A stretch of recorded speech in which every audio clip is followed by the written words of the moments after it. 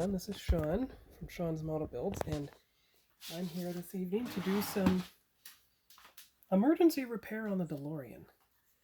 As you can see, the front is not aligned correctly because there's a tab in the way. So what I'm going to try to do is drill out that tab so that the front part of the car will actually settle in place. Of course, we'll see if I'm successful, because then the wheels will fit properly. They are pretty flat already, so let's just see how this works. What you want to do is drill out the entire thing so it's not in the way. And without that peg in the way, that lower chassis of the car should fit in snugly down, and then you can just glue it into place. At least that's the plan. We're going to see if that works. And this isn't the first repair I made. When you saw when I built Herbie, I had to substitute some paint swab sticks for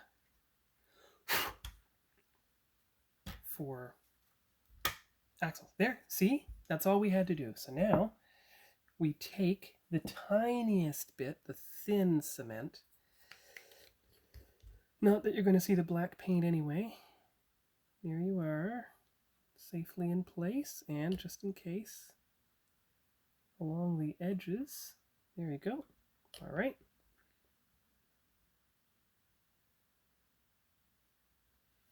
Okay, then we take the car to a very flat surface, flatter than the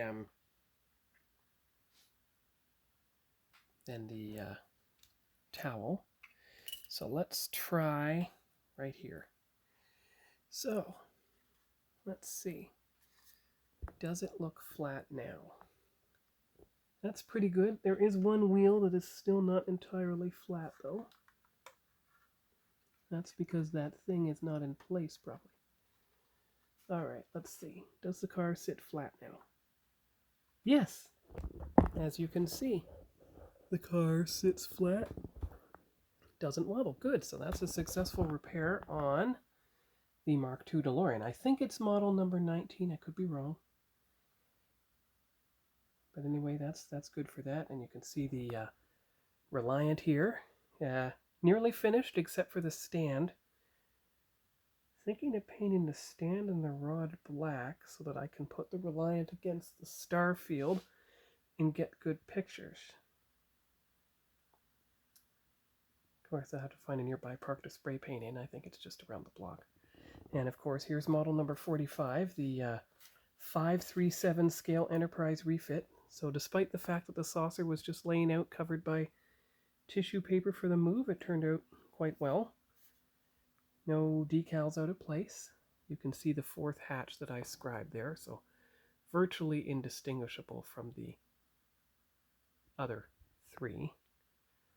The interesting thing is the back hatches are more rectangular. These ones are wider. And I made it the Wrath of Khan metallic color. Well, kind of like a greenish gray. You can see how it stands out from the hull of the ship and why the Aztec decals faded into nothingness. And you can see the iridescent on decal, pearlescent, and some that have nothing on them at all. And when I go to do the top saucer, I'm going to use the Trek Modeler paint guide to do the pattern, because that's a test bed for the 350 scale refits, which is sitting right here, for which I have the Aztec decals there. And it has trim for both the A, which I have sitting... Where is the A? A. Ah, there's the A. So you see, you can have the trim for the A at least. Yeah, that's good. Now I have two. I seem to only have 3 NX-01s because I'm sure there's a greenish one. But that's okay, because you have regular and Columbia. You can build this one as the refit. It's the only one with parts to build it as the refit. of course, see, there you go.